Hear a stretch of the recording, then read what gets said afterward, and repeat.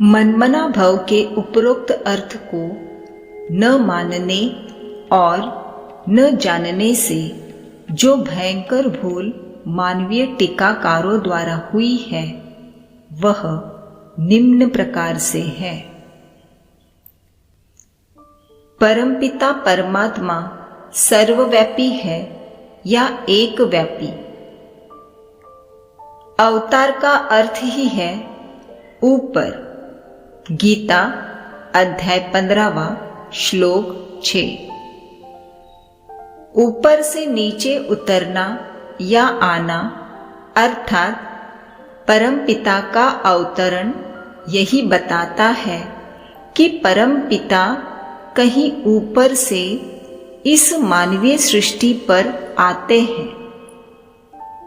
इससे स्पष्ट हो जाता है कि परमपिता इस संसार में नहीं रहते तो सर्वव्यापी कैसे हुए।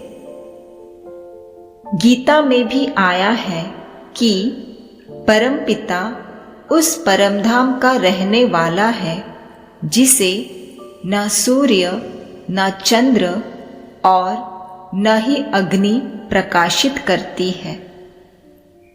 जब परमपिता परमधाम वासी है तो सर्वव्यापी कैसे हो सकते हैं। परंतु गीता की समस्त मानवीय टीकाएं परमपिता को सर्वव्यापी ही घोषित करती है। अब इसका कारण क्या है। गीता के ही श्लोकों के कुछ बेसमझी के अनैतिक अर्थों को उठाकर परमपिता की सर्वव्यापकता वाली टीका की गई है। इनमें सबसे अधिक भूल की गई है समस्त विभूति योग के अध्याय को समझने में। जैसे इस अध्याय में कहा गया है कि नदियों में गंगा हूँ, पशुओं में सिंह हूँ, आदित्यों में विष्णु हूँ इत्यादि। इन्हें पढ़ ऐसा प्रतीत होता है जैसे परमपिता परमात्मा भिन्न भिन्न योनियों की श्रेणियों के रूप में अपनी उपस्थिति को बता रहे हैं, किंतु यह समझ भूल मात्र ही है। इस भूल को गंभीरता से समझने का प्रयास करते हैं। सर्वप्रथम विभूति शब्द को जानने का प्रयास करते हैं। विभूति का संस्कृत अर्थ है वि अर्थात विशेष, अधिक भूति अर्थ जन्म अर्थात विशेष रूप से जन्म लेने वाला।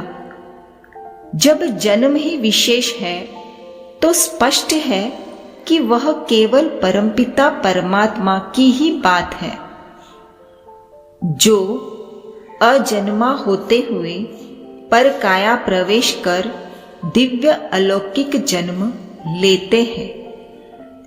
बाकी सभी का जन्म तो साधारण शारीरिक प्रक्रिया के तौर पर होता है, तो उसमें विशेष क्या है। और जब विशेष नहीं है तो विभूति कैसे है, तो विभूति सर्वव्यापी कैसे हो सकता है। दूसरी बात, हमें यह समझना है कि भिन्न भिन्न श्रेणी की योनियों को ही भगवान का अपना रूप कहा गया है। सभी परमपिता परमात्मा नहीं है। जैसे परमात्मा को नदियों में गंगा बताया है, तो इससे स्पष्ट है कि अन्य नदियों को परमात्मा नहीं माना गया है। आदित्यों में विष्णु बताया है, तो इसका तात्पर्य है कि अन्य देवताएं परमात्मा रूप नहीं है। शस्त्रधारियों में राम यदि परमात्मा है तो अन्य शस्त्रधारी कोई भी परमात्मा नहीं है। इसी प्रकार जो सर्वश्रेष्ठ है उसे ही परमात्मा का रूप माना गया है।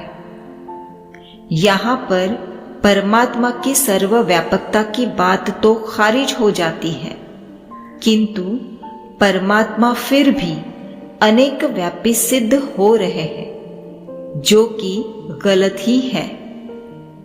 इसके लिए गीता में आया है, जो भी कोई ऐश्वर्यवान, शक्तिवान, श्रेष्ठ, बुद्धिमान है, उसको मेरे अर्थात परमपिता परमात्मा के तेज के अंश से उत्पन्न हुआ जान। तेज के अंश से उत्पन्न होने का क्या अर्थ है? जिस प्रकार किसी सुंदर, बलिष्ठ, बुद्धिमान व्यक्ति को अपने समान पुत्र प्राप्त हो, तो यही कहा जाता है कि पुत्र को यह तेज अपने पिता से प्राप्त है।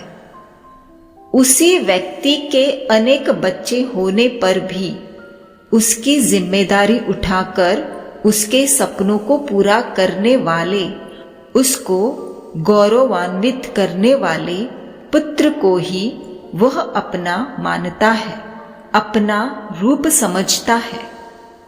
परंतु इससे क्या पिता और पुत्र को एक ही माना जाएगा? क्या पिता का और पुत्र का अपना अपना व्यक्तिगत अस्तित्व नहीं रहता? ठीक इसी प्रकार इन विभूतियों का भी अर्थ है। जो कोई भी निराकार परमपिता परमात्मा के साकार व्यक्तित्व से मन मनाभव की स्थिति प्राप्त करता है, उसे परमपिता परमात्मा के योग रूपी तेज का वह प्रभाव पुरुषार्थ अनुसार नंबरवार प्राप्त होता है, जिससे वह श्रेष्ठ, ऊंच और महान सिद्ध होता है। यह जो आध्यात्मिक प्रत्यक्षता रूपी जन्म होता है, वह विशेष जन्म अर्थात विभूति माना जाता है। विभूतियां सभी परमपिता परमात्मा के आत्मा रूपी बच्चे हैं, परंतु उन सभी मनुष्य आत्माओं को परमात्मा समझना यह मूर्खतापूर्ण भूल है। एक और उदाहरण से इस गंभीर विषय को समझने की चेष्टा करते हैं।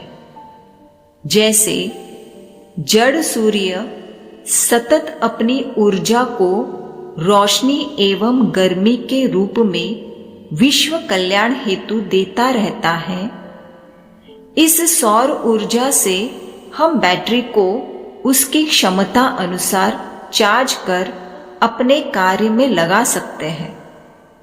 इस कारण यदि कोई बैटरी को ही सूर्य कहने लगे तो उसे क्या कहेंगे? अवश्य मूर्खी कहेंगे। विभूतियों को समझने में यही भूल हुई है।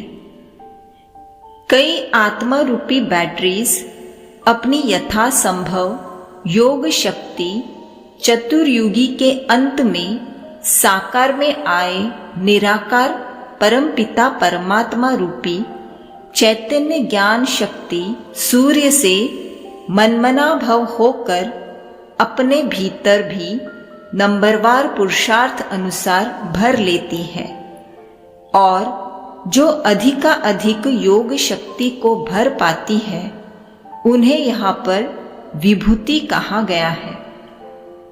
इसी भाव को स्पष्ट रूप से समझाने के लिए संपूर्ण ज्ञान अर्जन करने वाले अर्जुन को समझाते हुए भगवान कहते हैं कि मेरे अनेक विभूतियों को जानने से क्या प्रयोजन?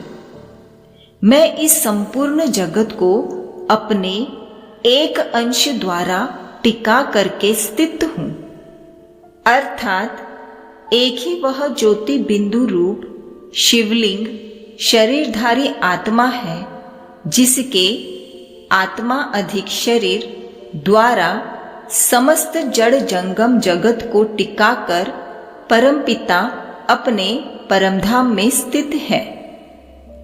साकार में आए परमपिता परमात्मा स्वरूप की यही याद, योग कही जाने वाली याद की शक्ति ही वास्तव में समस्त आत्माओं में व्याप्त होती है। सभी के अंदर समस्त जड़ जंगम जगत में परमपिता परमात्मा के उस साकार स्वरूप की नंबरवार याद समाई हुई होती है। इस कारण ही गीता में बताया है कि परमात्मा सभी भूतों के हृदय अर्थात मन में स्थित है, परंतु इस बात को भी पूर्ण तरह से निरर्थक रूप में उठाकर परमपिता परमात्मा को सर्वव्यापी मान लिया गया, जो कि बड़े ते बड़ा झूठ है।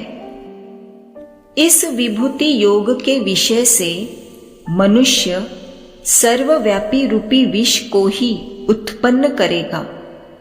यह सर्वज्ञ परमपिता परमात्मा तो जानते ही थे, इसलिए विभूति योग नामक 10वें अध्याय से पूर्व ही 9वें अध्याय में परमात्मा की सर्वव्यापकता की बात को पहले से ही खारिज कर दिया है।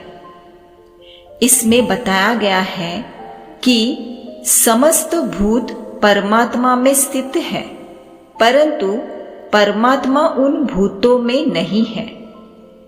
इससे यह सिद्ध होता है कि जो भी विभूतियों सहित अन्य भूत प्राणी हैं, उनमें परमात्मा व्याप्त नहीं है।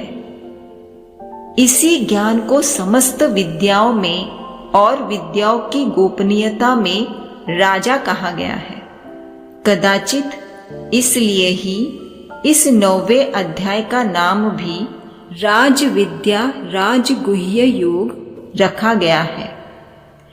इतना ही नहीं, परंतु परमपिता की सर्वव्यापकता वाली बात को खारिज करने वाले इस ज्ञान को धर्म अनुकूल, सहज एवं अविनाशी भी बताया गया है।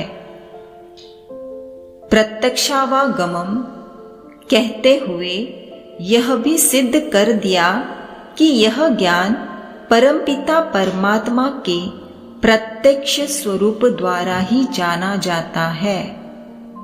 इसलिए इस पर श्रद्धा न रखकर परमपिता को सर्वव्यापी मानने वाले को परमात्मा कभी भी प्रत्यक्ष रूप से प्राप्त नहीं हो सकते हैं, बल्कि वे और ही अधोगति में जाते हैं। इतना तक स्पष्ट बताया गया है, अर्थात परमात्मा को सर्वव्यापी समझना ही समस्त संसार की दुर्गति का कारण है। यह मूल रूप से स्पष्ट हो चुका है। यही बड़े से बड़ा अधर्म है।